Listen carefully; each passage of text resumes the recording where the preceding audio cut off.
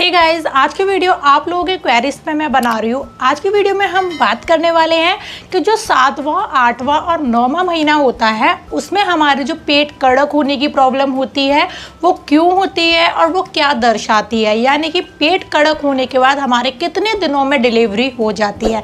दोस्तों, आज की वीडियो अगर आप लोग प्रेग्नेंट हैं तो ये वीडियो आप लोग के लिए बहुत ही ज़्यादा इम्पोर्टेंट होने वाली है, इसलिए वीडियो को एंड तक देखें। और जो लोग हमारे चैनल में पहली बार आते हैं वो चैनल को सब्सक्राइब करें, शेयर करें। अगर आपके फैमिली में कोई भी प्रेग्नेंट है, रिलेशन में पड़ोसी, फ्रेंड कोई भी प्रेग्नेंट है तो प्लीज़ वीडियो को ज़्यादा से ज़्यादा शेयर करें। और अगर आपके मन में कोई भी क्वेरीज आ रही है, आप कुछ पूछना चाहते हो तो इस वीडियो के नीचे कमेंट सेक्शन में ज़रूर पूछें। और आप लोग मुझसे इंस्टाग्राम पर भी बात कर सकते हो। मेरी इंस्टाग्राम आई डी है यूपी व्लॉगर रिंगल जैन, वहाँ पर आप मुझसे ईजिली कॉन्टैक्ट भी कर सकते हो अगर आप यहाँ पर कुछ नहीं पूछ पा रहे हो तो।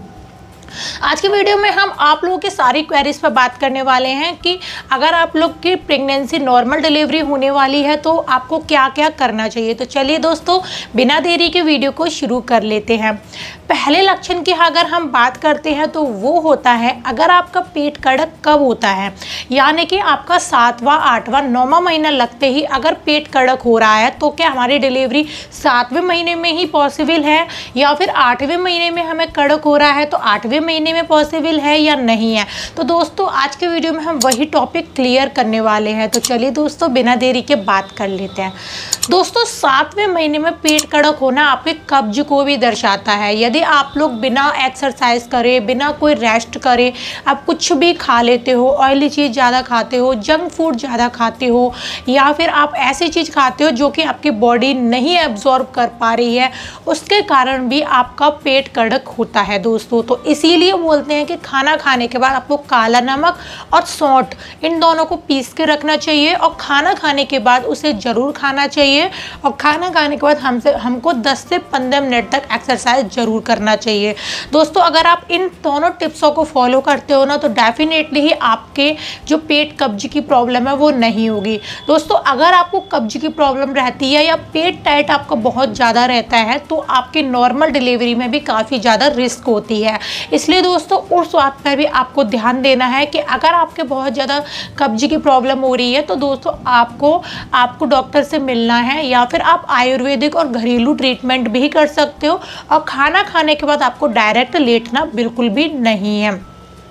दूसरा पॉइंट कि अगर हमारा पेट टाइट हो रहा है और हमें बहुत ज़्यादा पेन आ रहा है, जैसे कि एक लेबर पेन आता है, तो क्या हमारी डिलीवरी 7वें मंथ में पॉसिबल है या 8th मंथ में। दोस्तों, सबसे पहले आपको ये चीज़ देखनी है कि आपको जो लीवर पेन आ रहा है वो लीवर पेन है या फिर फॉल्स लीवर पेन है।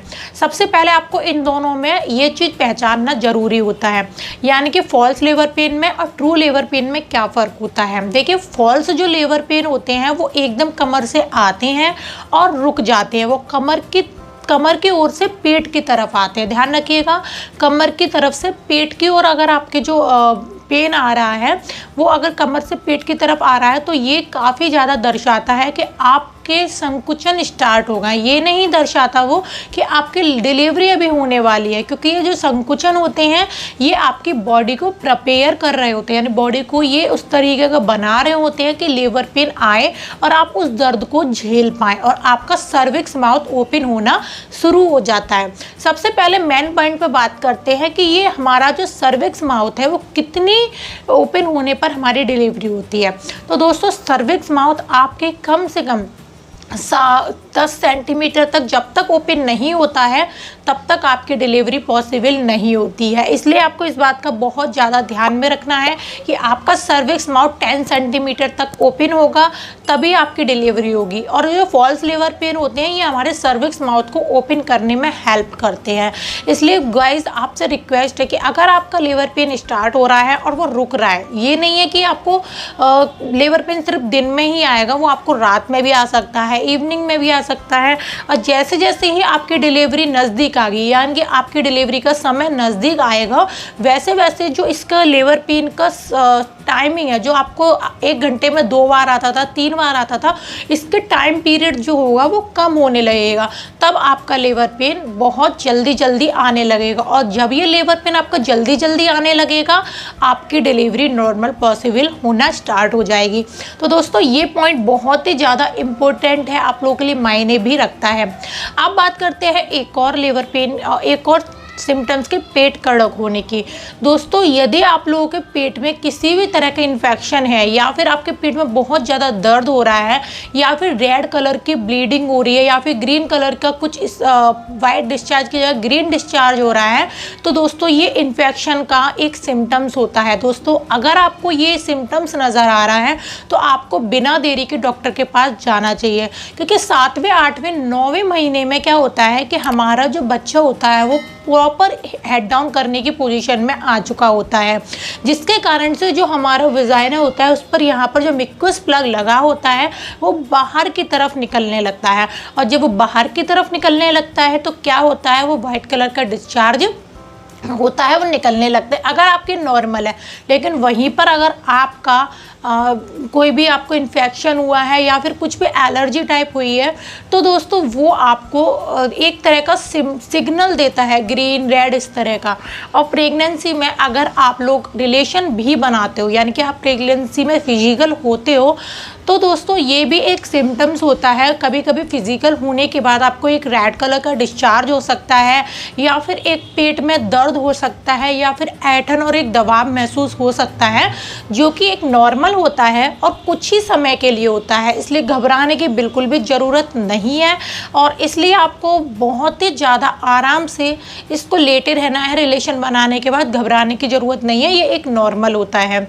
अब आपकी डिलीवरी कब होती है? दोस्तों आपकी डिलीवरी जब होती है जब या तो आपका वाटर बैग लीक हो जाता है, या फिर आपका जो लेबर पेन है वो रुकता ही नहीं है, वो होता है ट्रू लेबर पेन। लेकिन जो रुक रुक के आते हैं वो होते हैं फॉल्स लेबर पेन। तो ट्रू लेबर पेन जब आपका स्टार्ट हो जाता है तब आपकी नॉर्मल डिलीवरी पॉसिबल होती है। उसके बावजूद आपकी नॉर्मल डिलीवरी में किसी भी तरह का कोई भी प्रॉब्लम नहीं होनी चाहिए, जैसे कि आपको पानी की कमी नहीं होनी चाहिए, आयरन की कमी, कैल्शियम की कमी, किसी भी तरह के न्यूट्रिशन की अगर आपकी बॉडी में कमी पाई जाती है तो आपके एंड टाइम पर नॉर्मल डिलीवरी की बताने के बावजूद भी आपसे सी सेक्शन हो जाती है। तो दोस्तों इन बातों को अगर आप ध्यान रखते हो तो आपकी डिलीवरी बहुत ही अच्छी तरीके से होगी। आई होप आपको ये वीडियो बहुत अच्छी लगी होगी और इनकी बातें बहुत ज़्यादा इम्पोर्टेंट होंगी। अगर वीडियो अच्छी लगती है तो वीडियो को एक लाइक करिएगा, और जो लोग हमारे चैनल पर नए आते हैं वो चैनल को सब्सक्राइब कीजिएगा। हम मिलते हैं कल एक और अच्छी सी न्यू वीडियो के साथ, तब तक के लिए बाय, टेक।